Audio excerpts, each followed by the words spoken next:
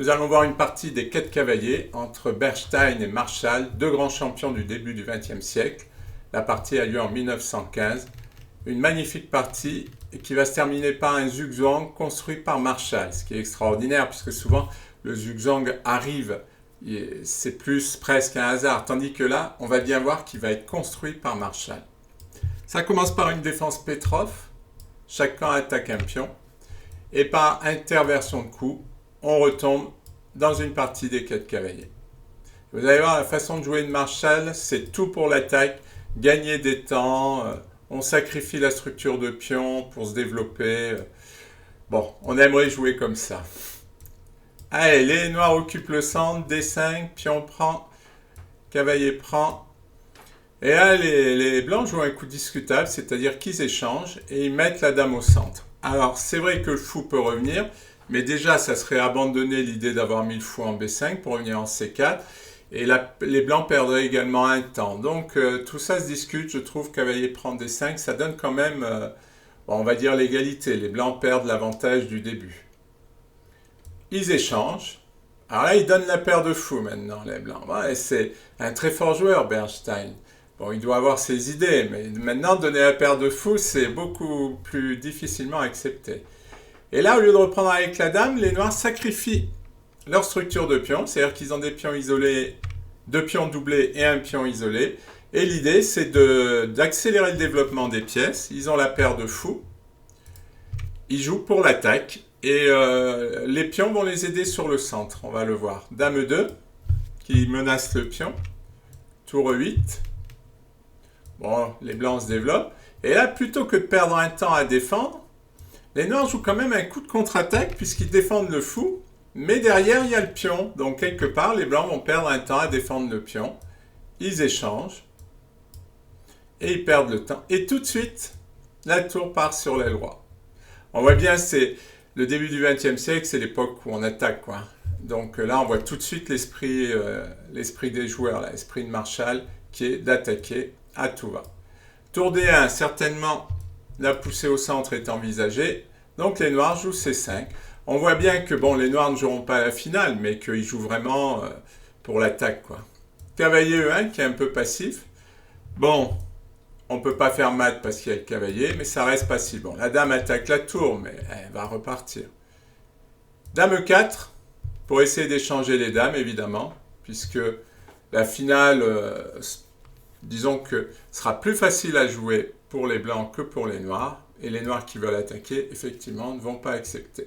C3, les blancs veulent certainement pousser au centre, mais ça ne va pas être facile.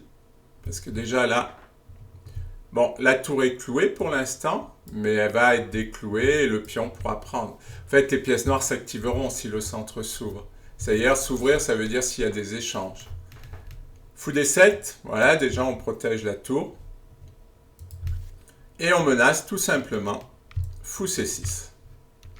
De faire la bonne flèche. Fou C6 pour aller attaquer la dame. Les noirs ne pensent qu'à gagner des temps. C'est une façon assez extraordinaire de jouer. Parce qu'on aimerait tout le temps jouer comme ça. Mais c'est pas facile, ça demande un état d'esprit quand même. Fou C6 qui attaque la dame. Elle s'en va. Et maintenant, tour H6. Encore une menace de pousser le pion et d'aller prendre en H2. Donc les blancs avancent le pion mais s'affaiblissent. C'est le prix de la défense et de s'affaiblir. Et voilà, la deuxième tour arrive. Tour D2 pour défendre. Malheureusement, les blancs en sont déjà réduits à défendre. Tour G6. La menace est tout simplement tour prend H3. Roi H1. Dame E6. Et on y va. On prépare un sacrifice sur H3. Bon, dame F1 pour défendre H3, forcément. Tour G3 qui met encore la pression sur H3. Tour C1. L'idée, c'est de venir en C2 pour défendre. On voit bien que les blancs ne font que défendre. C'est pas agréable à jouer. Fou D7 qui renforce la pression sur H3. Tour C, C2. Et là, les noirs ont une idée qu'on va voir. On va le voir juste après. Pourquoi ils jouent dame G6. Les blancs commencent à ne plus savoir quoi faire. Ils jouent tour E2. Et automatiquement, quand vous avez toutes vos pièces parfaitement placées, eh bien le sacrifice arrive. Fou prend H3. Puis on prend. Tour prend H3. tour H2. Et là, le coup magnifique, enfin que je trouve magnifique, et qui est induit par Dame G6, comme quoi Marshall avait bien tout calculé, mais bon, ça on n'en doute pas, c'est Dame G3. Et là, c'est un peu le désastre, puisque le meilleur coup était Dame G1, mais ça perdait une pièce, tour prend, tour prend, tour prend, Dame prend, et ça perdait une pièce. Donc Bernstein va choisir d'échanger la Dame, quoi.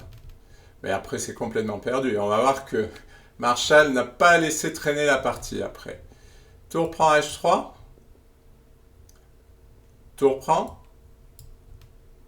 Dame prend échec. Roi G1. F5. L'idée, c'est de centraliser le roi. Tour E2. Roi F7. Tour prend pion. Ne marche pas.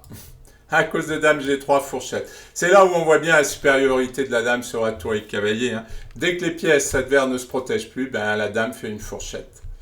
Donc pas de tour prend E5, il joue Roi F2.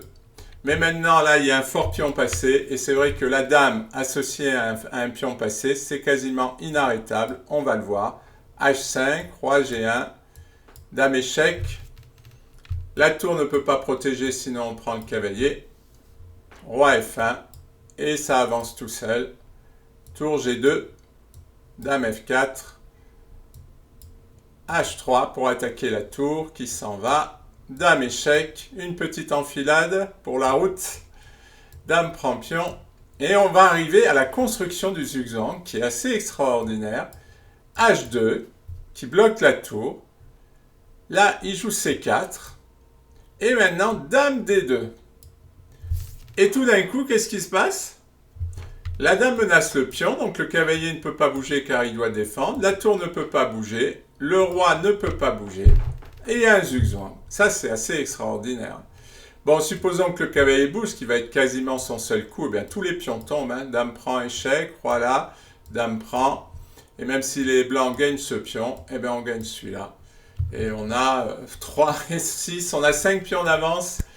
5 pions d'avance et une dame contre tour et cavalier et un pion. Une partie magnifique de Marshall qui nous montre vraiment l'art de l'attaque, savoir ouvrir les lignes, attaquer, et on termine par un splendide zugzwang.